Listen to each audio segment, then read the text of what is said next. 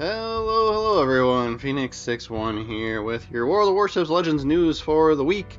So today, the March of the 17th, right, so it's the two new things are starting today in Legends that I believe go for 3 weeks here, one of them being the Rust and Rumble event, and so we are showcasing the sort of star spend your real money ship of the show from Wargaming here. That is really cool. It is kind of a repurposed Zeiton, right? Respec Zeiton. So we'll go into that, but first I kind of want to dive into the event, which is this Rust and Rumble.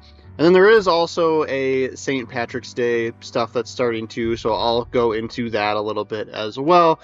But basically, if you're interested in reading this whole thing, right, hit the pause button. But basically, super alternate game mode with, missile launchers and drone attacks and, your choice of either a destroyer or a cruiser, right? And so here we are right off the bat. I'm just diving into two games to try and just showcase them here, but we use the missile launcher there first, and we're trying to hit the Petrovsk, right? So however you're supposed to say that. And then, yeah, so if you're familiar with the airstrikes from either, the Dutch cruisers or the American hybrid battleships, right? Basically, it's all about leading your target and just dropping, shooting those missiles. They aren't 100% homing, right? But if once the, missile gets there, if it's, if that ship is within that radius, right, then you get that hit, then you'll get that hit, then it'll kind of track it, right? But AA, the anti-air from ships, works really, really great against them, so I would say it is kind of, it's something you're sending a lot of and not getting a lot of hits on, right? So yeah, but yeah, with each ship, right, cruiser or destroyer, you get 2 missiles, and the reload is pretty quick on them, like 15 seconds, right? So I did find myself running into situations where, yeah, the like auto aim kind of is helpful, like it kind of works, right? So use that. It's decent, right, for the missile. So we did get a missile hit there. Finally got 6,000 for that one. But I think that was my first missile hit of this game. Yep. So we'll send another one. I do think it might work to send them sort of back to back and maybe hopefully overwhelm their anti-air, but we did get another hit there. And I also think I'm finding I'm getting more hits sort of later in the game too. We do get that cruiser with the torpedo there, right? So, and then yes, you see a drone out there. The drones come from the cruisers. You can use those. Those are even easier to use from what I'm experiencing. But yeah, we'll try and get this destroyer with the missiles. And we do get a hit there, and then he shot the second one down, right? So it's just, yeah, hits are rare, so use them a lot, right? You kind of just want to just send them when you got them, I guess, right? If you were in a division, I don't know, maybe it would be valuable to have everybody, all right, let's all send missiles at this one guy at once, right? Like, that might be worth it, but we'll take a quick peek at the board here. It does look like just winners all get 1,000 XP, and losers all get 200 XP. It didn't seem, which I kind of disappointed in, right? Like I was kind of, I really like having, I like comparing myself to everybody else, right? And then it does look like some of the weekly regular missions are counting. So as you can see here, yeah, we've did some of our missions are specific to Rust and Rumble, but it was giving me credit for some other things too, and the calendar event as well. But yeah, we'll go into a quick cruiser game, and then I'll kind of showcase the event and what's in the store and how much things cost if you're interested in trying to get everything, right? What I do like is there's an event currency, I forget what it's called, right? But there's a Rust and Rumble event currency, right?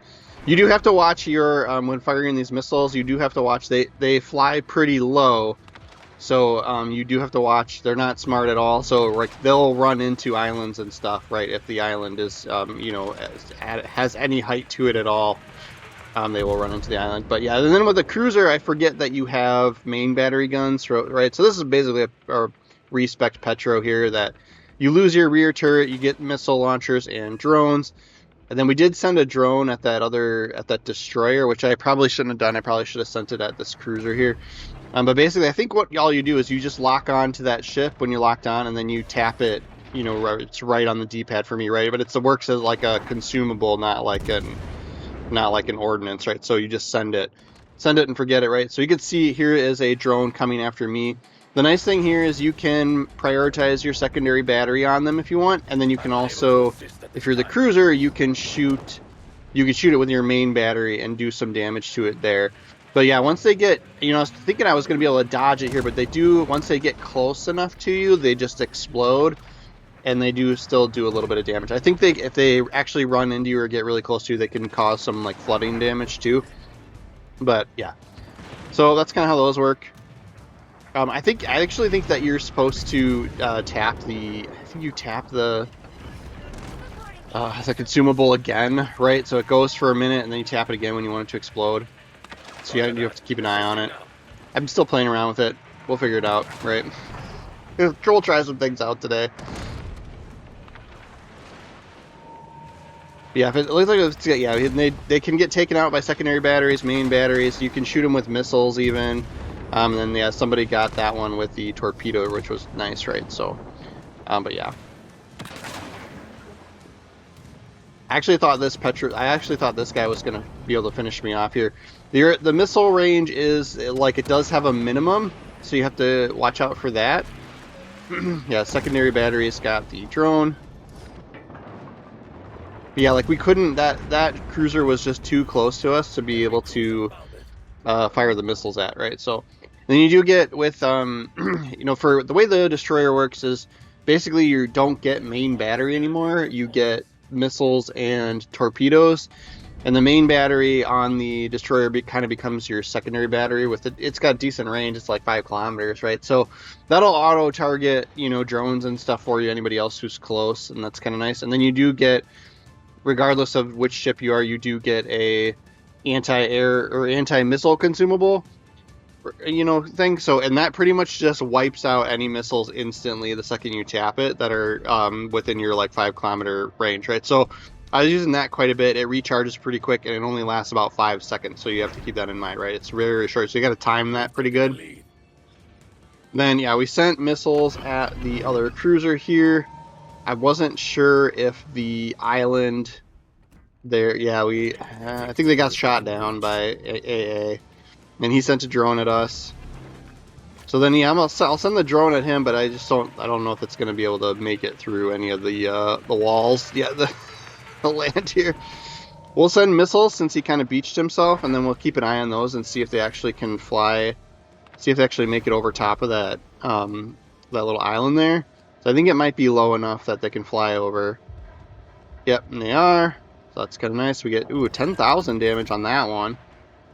And then the second one even picked him up too, and we got the kill for that, right? So missiles can work, right? That might have worked better just because the AA on his ship probably had less time to respond since it flew over the mountain there, but whatever. Okay, so yeah, and again, like, 1,000 XP for winners, 200 XP for losers, right? Which is like fine, whatever. And yeah, there's tons of missions, so I'll go through the missions and what you get for those after this. And then you do get, it does automatically, you don't have to do anything with the commanders, that it just automatically equips the appropriate one. We have, commander, we've had commander side boob, commander under boob, now we have commander open boob, right? Cleavage, whatever you call that, but I went through and just picked stuff, but I don't think it matters. That might just, I don't know if that does anything, right? But, so we'll dive into the store, as you can see here. And the madness is kind of your golden prize ship, right? But yes, there's 3 Commander Geises in here. One of them you can buy for just the event currency, right? So you can get her. I can't do this without intelligence data. I don't know if you care about Commander Geises or some fire support here. But as always, just somebody not wearing a lot of clothes, right? And then, yeah, Alma Blix and the, robot dude, right? They cost actual... Requesting immediate firepower! they cost actual doubloons, so I probably won't pick them up, as hot as she looks, right, like, whatever. I owe you one. This guy reminds me of, data requested. Cade from Destiny. And then, yeah, there are 2... Rust and Rumble skins, so I'm kind of interested in these, I guess. I don't play, Petro or Smallin that much, but basically it takes the Rust and Rumble, game variant skin of that ship and applies it to your ship that you could play, and then you could then play in standard mode, right? So, so either Smallin or Petro, right, you could hook these up, right? So that would be a decent spend, right? If you play those ships a lot, I would probably do that. And then of course, like all other event currencies, right? They're gonna disappear at the end of the event. So when it gets to be towards the end of the third week, you want to go in there and spend what little tiny bits that you have. So we'll look into madness. But like I said, this is just a slightly modified Zeiton. I don't really think it's that much different. It looks freaking cool. Like I love how it looks. Like that's awesome. Like if I were to get it, I would be getting it specifically because of how it looks, right? So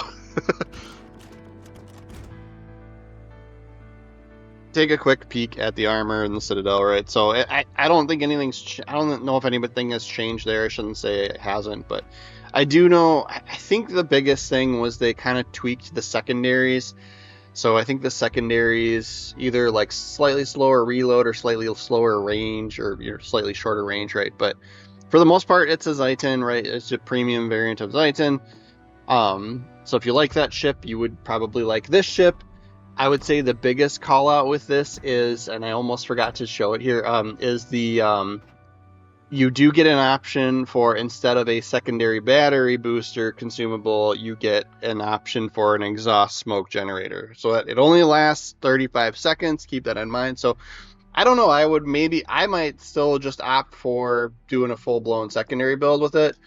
But yeah, and then you do get a limited number of damage cons. So you have to keep that in mind when you're doing your commander build as well. And it, of course, costs the 12,500 of the event currency here, right? But yeah, super cool. Like I said, I wouldn't be buying the ship for the ship itself. I would literally be buying it because it looks cool. I do think that this ram thing on the front, like that needs to be a thing, right? Like maybe like if you rammed somebody with that ship, you wouldn't hardly take any damage from ramming, right? Just because of that cool thing on the front. Like that'd be nice to have something unique, but that's not the case here, I don't believe, right? But yeah, there are 4 missions that you can go through to get the event currency, right? So each of these, right, the Road to Ruin will net you 1,500, and then each of the ship variant ones, the Petro and the Riotous, right, will each get you another 1,000. And then there's the weekly Rumble, which will get you another 1,000, right? And I don't. Those ship ones look like they might. And then there is a lucky season here for the St. Patty's Day stuff, but it's only a spring big crate. But so like basically, if that weekly run resets for all 3 weeks, you could max out free to play at 6,500. If either of those ship ones also reset, you'd be getting yourself a little bit closer. But basically, from what it looks like so far, if you're free to play, you can get about halfway to being able to buy the ship. So then what you would have to do is go in here and again buy probably the biggest bundle of crates for the event for the ragged boxes, because that gets you 6,250 of the event currency, and that would put you just barely, just a little bit over the top. But then, of course, you'd have to play through, right? You'd have to play through all the missions and stuff, too. But so we'll take a peek at what you can get out of these boxes, and it's not crazy exciting, right? Like, the biggest, as always, the biggest things are, like, camos and Commander XP and stuff like that, right? So, but you do have a 6% chance for one of the Geises, a 5% chance for Commander, which didn't look like you could buy the Commanders outright, right? I do have Vincent Mordoff from, past years that I got. He's okay. Like, I don't think any of these guys are a must have. And then ship skins, 5%, and then 4% for a tier 6 ship, the Lazo, right? So I'm not exactly sure what that one is. But that's probably going to be another one, right? Like the only way to get it is to just keep buying crates, keep gambling on crates.